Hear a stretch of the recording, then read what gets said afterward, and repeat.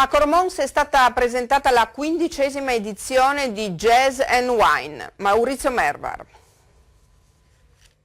Con uno sforzo estremo nel desolante panorama dei tagli alla cultura, il comune di Cormons è riuscito anche quest'anno a concretizzare un interessante cartellone per Jazz and Wine of Peace, il festival organizzato dal Circolo Culturale Controtempo e supportato dalla Fondazione Carigo. Le radici del folk esplorate in chiave jazz per la serata inaugurale di giovedì 25 ottobre con Bill Evans e poi venerdì, sabato e domenica 3 concerti al giorno alle 11 e alle 17 nelle tenute agricole del Coglio e alle 21 al Teatro di Cormons. Inoltre jam session, visite alle cantine ed aperitivi musicali disseminati sul territorio come tradizione nell'amichevole atmosfera del festival, con una puntata anche al Kulturni-Dom di Nova Gorica per il concerto del quintetto di Gaetano Liguori. Da quest'anno viene offerta la possibilità di organizzare tour di ascolto e degustazione personalizzati, mentre è partito il progetto di gemellaggio con il Festival di Zole e Montalcino. Tra le star, oltre a Evans e Liguori, ci sarà Joe Jackson con le ultime composizioni per il disco dedicato a Duke Ellington, accompagnato dalla stella del violino Regina Carter. Poi il duo Christian Lillinger e Tobias Delius, maestri dell'improvvisazione, ed il percussionista franco-ivoriano Manu Katché con le sue vivide contaminazioni ritmiche di sponda africana. Almeno metà del pubblico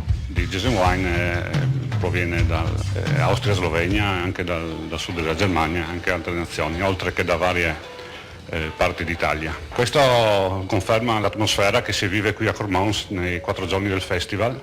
Si mangia bene, si beve molto bene, si possono vedere dei posti molto molto belli.